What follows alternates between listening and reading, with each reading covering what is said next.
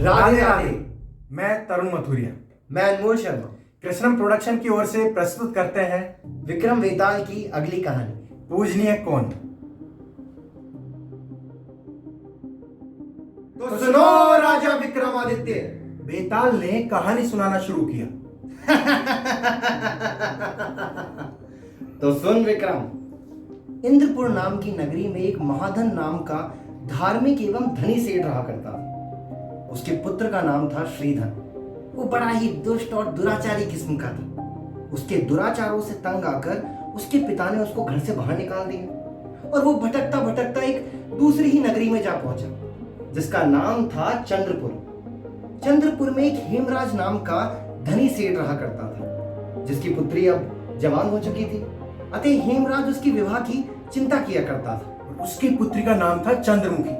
जैसा उसका नाम था वैसे ही वो देखने में सुंदर थी। जब श्रीधन भटकते भटकते उस नगर में पहुंचा और तब तक वो घर से सारा धन लेकर चला था, वो सारा खत्म हो चुका था और अब वो पूरी तरह कंगाल हो चुका था। उसको अपने आगे के जीवन यापन के लिए धन की अत्यंत आवश्यकता थी, मगर अब धन आए कहां से, ये सोचते सोचते उसके दिमाग में ख्याल आया और वो अपनी दीनहीन हालत बनाकर उस सेठ के पास जा पहुंचा और अपना परिचय देते हुए बोला, महोदय, मैं अपने घर से व्यापार के सिलसिले से निकला था और तभी कुछ डाकुओं ने मेरे पर हमला किया। मुझे बहुत मारा पीटा और मेरा सारा धन लूट कर चले गए। मैं बहुत मुश्किल से अपनी जान बचाकर यहाँ पहुंचा।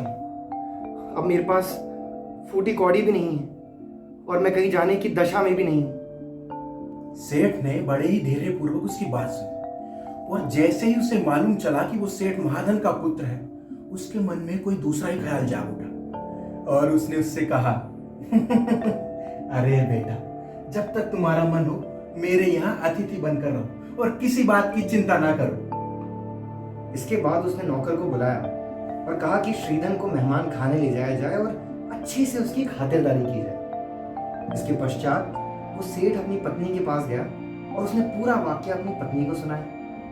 कदाचित उसकी पत्नी भी अपने पति की बात समझ चुकी थी, लेकिन उसकी पत्नी ने श्रीधन से मिलने की इच्छा जाहिर की और जब शाम को भोजन का समय हुआ तो सेठ की पत्नी ने श्रीधन को जाकर देखा। वो उसे अपनी बेटी के योग्य लगा और जैसे ही श्रीधन भोजन करके अतिथि गृह में गया, उसने अपने मन की बात पति के समक्ष रख दी। चंद्रमुखी की माँ, तुमने तो मेरे मुंह की बात छीन ली। इस व्यक्ति को देखकर मेरे मन में भी यही ख्याल आया था। सेठ हेमराज खुश होकर अपनी पत्नी से बोला, प्रिय, अब जो तुम्हारी स्वीकृति मिली गई है तो मैं शीघ्र ही श्रीधन से बात करता हूँ। और वो तुरंत श्रीधन के पास जा पहुंचा और विनम्रता पूर्वक उसने अपनी पुत्री के विवाह के संदर्भ में श्रीधन से बात की। सेठ की बात सुनकर श्रीधन आश्चर्यचकित रह गया। कहाँ तो वो थोड़े से धन के लोभ में यहाँ आया था और कहाँ वो सेठ उसे अपना दामाद बनाने को आतुर हो गया। इससे अच्छी बात भला उसके लिए क्या हो सकती थी।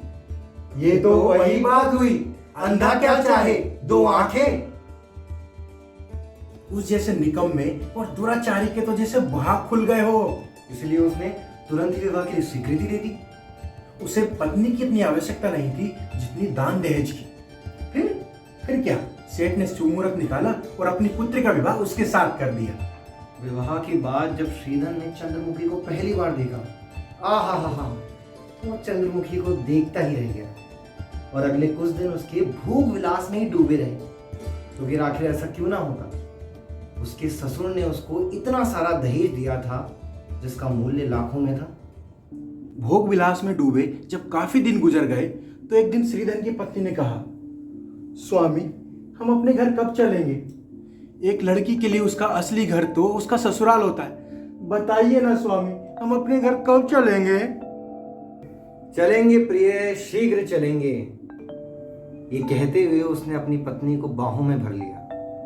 वो क्या है ना प्रिय कि तुम्हारे प्यार में मैं सब कुछ भूल सा चुका हूं। अगले ही दिन उसने सारा धन अपने अधीन कर लिया था जो उसको दहेज में मिला था और अपनी पत्नी के साथ वो अपने घर की ओर चल दिया। चलते चलते वो एक भयानक जंगल में जा पहुंचे और जंगल के बीचों बीच एक कुआं था और उस कुएं को देखकर श्रीधन वहीं ठहर गया और बोला, प्रिय, बड़ी थकान हो गई है, क्यों ना कुछ समय यही विश्राम कर लिया जाए। चंद्रमुखी को भला क्या आपत्ति हो सकती थी। श्रीधन ने वहीं वृक्ष के नीचे अपना डेरा डाल लिया। दरअसल श्रीधन के मन में ससुराल से चलते समय ही एक योजना आ गई थी धन उसके हाथ लग ही चुका था और सुंदर पत्नी का भोग वो उठा ही चुका था।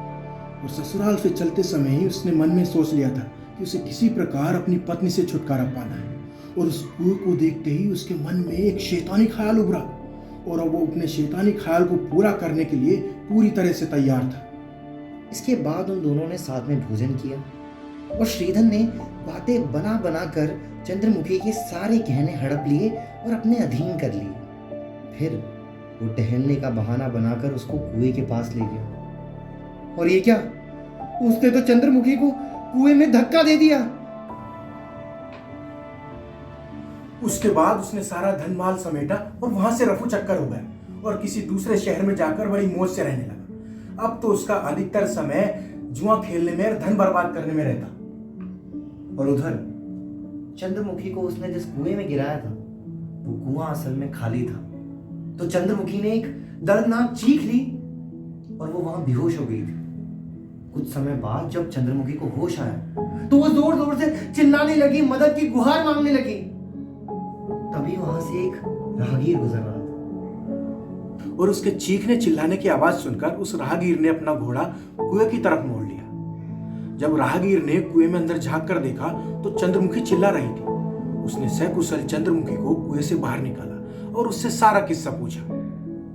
चंद्रमुखी ने राहगीर को बताया कि विदाई के बाद मैं अपने पति के साथ अपने ससुराल जा रही थी, तभी कुछ डाकुओं ने हम पर हमला किया और मेरे जेवरात उतार के मुझे इस कुएं में धक्का दे दिया। मुझे तो लगता है वो मेरे पति को भी उनके साथ ही ले गए हैं। असल में चंद्रमुखी ने अपने पति का पाप उन सबसे छुपा लिया। वो राहगीर बड़ा ही नेक दिल इंसान था, इसलिए उसने चंद्रमुखी को उसके पिता के घर सकुशल मंगल छोड़ दिया।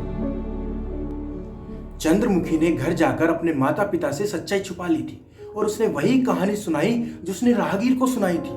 और उसने अपने पति की सारी करतूत अपने माता पिता से छिपा ली थी। चंद्रमुखी जैसे जैसे अपने पति की करतूत याद करती तो उसकी आंखों में आंसू आ जाते। वो एक जिंदा लाश की तरह अपना जीवन व्यतीत कर रही थी और उधर श्रीधन हर्षोल्लास से अपना जीवन जी रहा था। उसके पास इतना धन था कि वो शहंशाहों की तरह अपना जीवन जी रहा था। लेकिन किसी ने सही कहा है कि अगर खाली बैठोगे तो कुआं भी खाली हो जाएगा। यही हाल श्रीधन का हुआ। धीरे धीरे उसकी सारी जमा पूंजी खत्म हो गई और तभी उसको अपने ससुर की याद आ गई। मगर सीधे सीधे उसकी वहां जाने की हिम्मत ना हुई, क्योंकि उसके मन में पाप था। उसको इस बात का डर था कि उसके ससुराल पक्ष को अगर उसकी करतूत का पता हुआ तो ना जाने क्या होगा। इसलिए नगर में उसने सबसे पहले गुप्तचरों को भेजा और जब गुप्तचरों ने उसको खबर दी तो वो भी आश्चर्यचकित रह गया कि चंद्रमुखी तो जिंदा है। और आस पड़ोस वाले से पूछने पर पता चला कि चंद्रमुखी जब अपने ससुराल जा रही थी तब कुछ डाकुओं ने उन पर हमला किया और चंद्रमुखी के जेवरात उतारकर उसे कुएं में धक्का दे दिया और उसके पति को बंदी बनाकर ले गए। एक राहगीर ने चंद्रमुखी को कुएं से निकाला और उसके पिता के घर पे छोड़ दिया। ये जानकर श्रीधन ने राहत की सांस ली कि उसकी पत्नी ने उसकी पोल नहीं खोली थी। अब तो श्रीधन सीधा ही सेठ की हवेली में जा घुसा, मगर अभी भी उसकी हालत भिखारियों जैसी थी। मगर सेठ ने उसे पहचान लिया। अरे अरे बेटा श्रीधन, तुम। श्रीधन को देखकर सेठ की खुशी का ठिकाना न रहा। पिताजी, मैं डाकू ने हमें रास्ते में बहुत मारा पीटा और मेरा सारा धन ले लिया। मुझे तो डर है कहीं चंद्रमुखी की।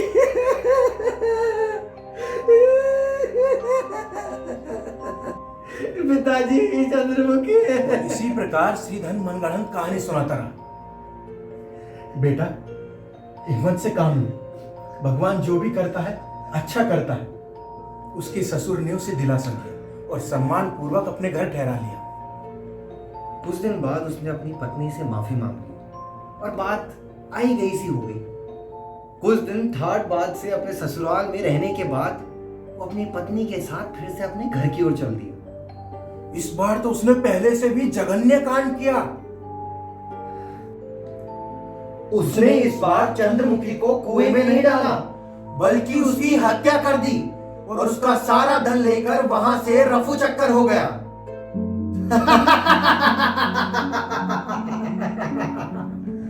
तो बताओ राजा विक्रम, इस कहानी में सबसे सुंदर पक्ष किसका हुआ? ससुर का या पत्नी का? राजन, यदि तुमने जान के पूछते प्रश्न का सही उत्तर ना दिया तो तुम्हारे सर के बड़े बड़े बड़े बड़े हो जाएंगे।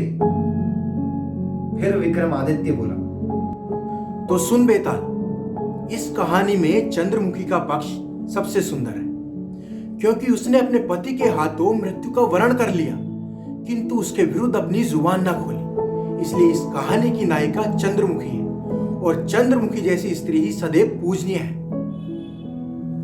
बेताल, विक्रम विक्रम बोला बोला बेताल, बेताल, बेताल, बेताल,